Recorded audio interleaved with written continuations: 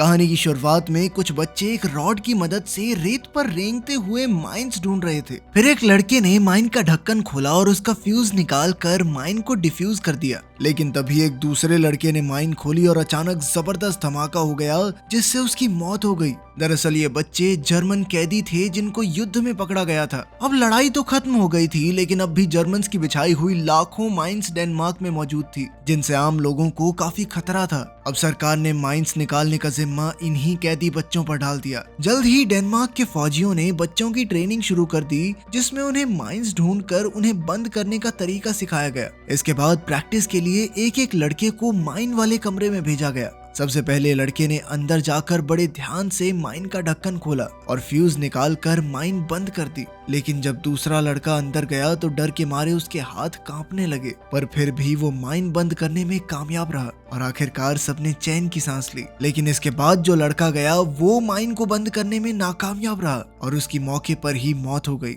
इससे बच्चों के मन में डर बैठ गया, क्योंकि कभी भी कोई भी माइन उनकी जान ले सकती है। खैर, ट्रेनिंग पूरी होने के बाद 11 लड़कों को डेनमार्क के पश्चिमी तट पर लाया गया, जहाँ पर सार्जेंट कार्ल उनका बॉस होगा। कार्ल के मन में नाजियों के लिए बहुत नफरत भरी हुई थी। उसने देखा कि ये बच्चे महज 13-14 साल के थे, पर कार्ल जैसा आदमी जो नाजियों से बेहद नफरत करता था, उसके लिए ये बच्चे सिर्फ माइंस ढूंढने के औजार थे। फिर कार्ल ने बीच की ओर इशारा करते हुए कहा कि यहाँ 45,000 माइंस दफन हैं। उसने हुक्म दिया कि हर किसी को 1 घंटे में 6 माइंस ढूंढकर उन्हें बंद करना होगा, ताकि 3 महीने बाद वो अपने घर लौट सकें। इसके बाद सभी बच्चे काम पर जुट गए और रेंगते हुए रॉड से धीरे धीरे माइंस का पता लगाने लगे। अचानक अर्नेस्ट नाम के एक लड़के को एक माइन मिली और उसने अपनी ट्रेनिंग की मदद से माइन को डिफ्यूज कर दिया। इसी तरह उनका पहला दिन काफी अच्छा रहा, क्योंकि किसी को जान का नुकसान नहीं हुआ। शाम को उन्होंने कपड़े के बैग्स में घास भरकर गद्दे बनाए ताकि वो रात को सो सकें।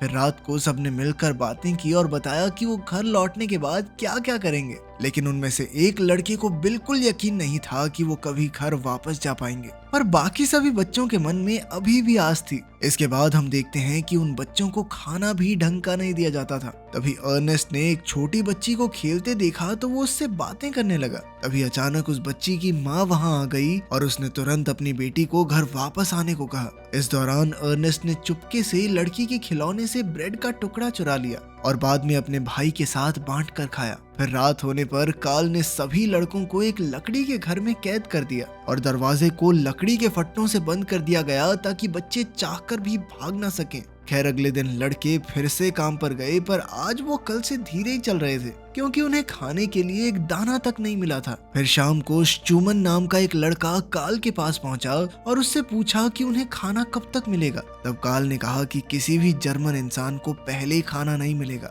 कार्ल ने कहा कि उसे कोई फर्क नहीं पड़ता कि जर्मन कैदी माइंस से मरे या भूख से। फिर उसने लड़के को डांट कर वापस भेज दिया। अगर रात को हेलमेट नाम का एक लड़का अपनी भूख पर काबू नहीं रख पाया और वो खाना ढूंढने के लिए लकड़ी के फट्टे हटाकर घर से भाग निकला। फिर अगली सुबह अर्नेस्ट को बुखार हो गया और उसे चक्कर भी आ रहे थे, पर इसके बावजूद भी कार्ल ने उन्हें एक पल के लिए भी आराम करने की इजाजत नहीं दी और उन्हें उसी वक्त काम पर लग जाने को कहा। इधर विलियम नाम का एक लड़का भी बीमार हो गया और उसने उल्टी कर दी। तब स्कूमन उसे देखने जा ही रहा था कि अचानक वहां जबरदस्त धमाका हो गया, जिसमें विलियम की दोनों बाजुएं उड़ गई। वो बेचारा दर्द के मारे तड़पते हुए कह रहा था कि वो अपने घर वापस जाना चाहता है। तब अर्नेस्ट चिल्ला चिल्ला कर मदद की गुहार लगाने लगा, मगर पास की खेत वाली औरत ने भी चुपचाप अपना दरवाजा बंद कर लिया। इधर कार्ल भी बच्चों की पुकार सुनने के बावजूद अंदर ही बैठा रहा, लेकिन विलियम की चीख पुकार इतनी दर्दनाक थी कि कार्ल जैसा पत्थर दिल आदमी भी खुद को रोक नहीं सका और उसने बाहर जाकर विलियम को एक इंजेक्शन दे दिया।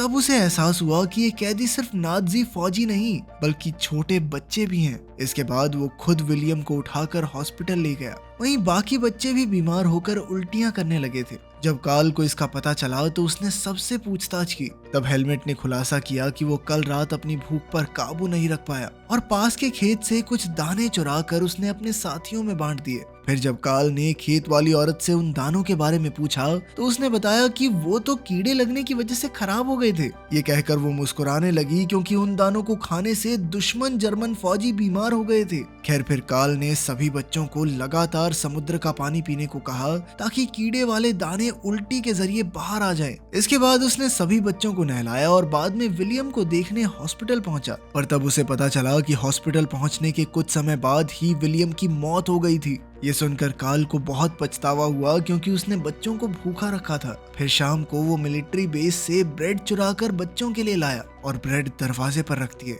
जैसे ही बच्चों ने खाना देखा तो वो तुरंत उस पर टूट पड़े क्योंकि वो कई दिनों से भूखे थे। बाद में जब कार्ल बच्चों से मिला तो उनका मन रखने के लिए उसने कह दिया कि विलियम की तबीयत धीरे धीरे ठीक हो रही है। ये सुनकर सभी बच्चे बेहद खुश हुए, लेकिन अब विलियम के ना होने की वजह से हर बच्चे को 1 घंटे में 8 माइंस बंद करनी होंगी। फिर भी बच्चे खुशी खुशी काम करने में जुट गए और यहाँ से घर लौटने का प्लान बनाने लगे। इन बच्चों को किसी से कोई शिकायत या गुस्सा नहीं था क्योंकि वो जानते थे कि वो बाकी जर्मन फौजियों की हुई गलतियों की भरपाई कर रहे हैं। फिर रात को अचानक कुछ डेनमार्क के फौजियों ने शराब पीकर बच्चों पर हमला कर दिया और वो बेचारे डर के मारे कुछ नहीं कर सके। जब कुछ लड़कों ने जवाब देने की कोशिश की तो फौजियों ने उन पर बंदूकें तान दी। वो गोली चलाने ही वाले थे कि ऐन वक्त पर कार्ल ने वहां आकर कहा कि अगर ये बच्चे मारे गए तो उन्हें अपने आदमियों से माइंस बंद करवानी होंगी। ये सुनकर फौजियों ने बच्चों को छोड़ तो दिया, पर जाने से पहले लेफ्टिनेंट ने कार्ल से कहा कि वो युद्ध के दौरान जर्मन फौजियों के अत्याचारों को भूले ना।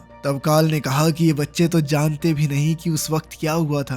खैर फिर अगले दिन स्कूमन ने एक डबल माइन निकाली। असल में इस माइन को ढूंढने वालों के लिए ही बिछाया गया था। तब स्कूमन ने चिल्लाकर सबको इस तरह की माइन से सावधान रहने को कहा, पर किसी को भी उसकी आवाज सुनाई नहीं दी। इधर वर्नर एक माइन डिफ्यूज करने के बाद बेहद खुश था कि अचानक डबल माइन में भयानक धमाका हो गया। जैसे ही अर्नेस्ट ने ये देखा तो वो रोते हुए अपने भाई की तरफ दौड़ा, पर उसके भाई के तो चीथड़े उड़ चुके थे। जल्द ही कार्ल वहां आया, लेकिन वो भी अब कुछ नहीं कर सकता था। अपने भाई की मौत से अर्नेस्ट को बहुत गहरा सदमा लगा और वो बेचारा बार बार कह रहा था कि उसे वापस जाकर अपने भाई को ढूंढना है। तब कार्ल ने उसे नींद का इंजेक्शन दे दिया और चुपचाप उसके पास बैठ गया। तब उसे एहसास हुआ कि ये कोई नाजी फौजी नहीं बल्कि एक हताश बच्चा है जिस बेचारे ने अपनी आंखों के सामने अपने भाई को मरते हुए देखा है। खैर बाद में कार्ल ने स्कूमन को बुलाकर विलियम की मौत के बारे में बताया। स्कूमन ने कहा कि वो ये बात पहले से जानता है। उसने कहा कि सभी लड़के बस जल्द से जल्द सभी माइंस निकाल कर अपने घर वापस जाना चाहते हैं, लेकिन अब उसे यकीन हो गया था कि ऐसा कुछ नहीं होने वाला।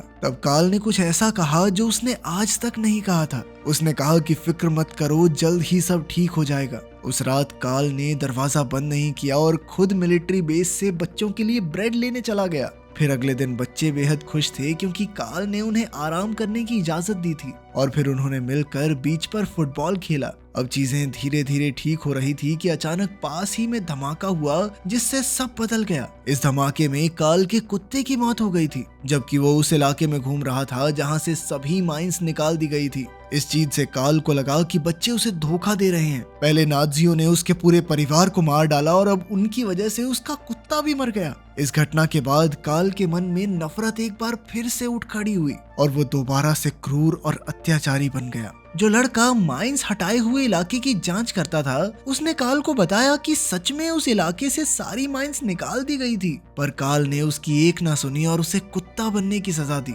फिर उसने बॉल फेंकी और उसे कुत्ता बनकर ही बॉल लाने को कहा और जबरदस्ती कुत्ते की तरह भौंकने का हुक्म दिया। अब कार्ल ने एक बार फिर से उस इलाके की जांच करने को कहा, पर एक लड़के ने इसका विरोध किया। तब कार्ल ने गुस्से में आकर उसे कई बार थप्पड़ मारे। इसके बाद सभी बच्चे बाहों में बाहें डाले अपनी जान जोखिम में डालकर उस इलाके पर चलने लगे ताकि बची हुई माइंस का पता चल सके। बाद में जिस लड़के को कार्ल ने थप्पड़ मारे थे वो तंग आकर वहां से भाग निकला, लेकिन स्कूमन ने कहा कि सारी माइंस डिफ्यूज करने के बाद उन्हें घर भेज दिया जाएगा। फिर अगले दिन वो खेत वाली औरत अचानक दौड़ते हुए बच्चों के घर में आई और रोते हुए उनसे मदद की गुहार लगाने लगी। लड़के तुरंत उसके साथ भागकर बाहर आए तो उन्होंने देखा कि उसकी बेटी खेलते खेलते माइंस के इलाके में चली गई थी। तब स्कूमन तुरंत जमीन पर लेटकर माइंस खोजने लगा। इधर जब कार्ल वापस आया तो उसने देखा कि घर एकदम खाली था। उसने सोचा कि सभी बच्चे भाग गए, पर जब वो बीच पर पहुंचा तो उसने देखा कि वो सब मिलकर छोटी बच्ची को बचाने की कोशिश कर रहे थे।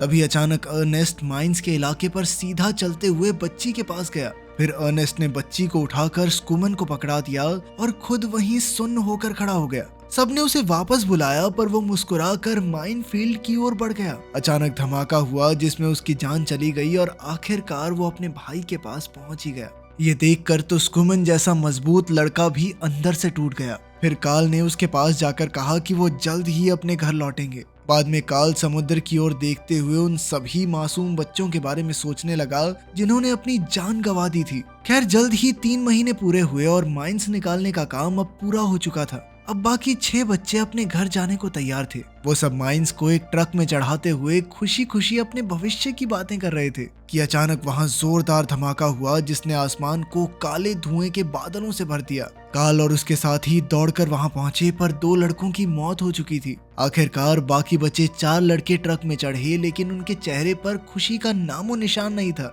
इसके बाद उन्हें घर भेजने की बजाय एक और माइनफील्ड में भेज दिया गया जहां 72,000 माइंस बिछी हुई थी। तब उन्हें एहसास हुआ कि घर लौटने के सारे वादे झूठे थे। जब कार्ल को इसकी खबर मिली तो उसे भी धक्का लगा। उसने अपने सीनियर्स से बात करके बच्चों को घर वापस भेजने की पूरी कोशिश की मगर अफसोस कोई फायदा नहीं हुआ। फिर बाद में नए इलाके के लीडर को एक लेटर मिला तो उसने उन्हीं 4 बच्चों को बाहर बुलाकर एक ट्रक में भेज दिया।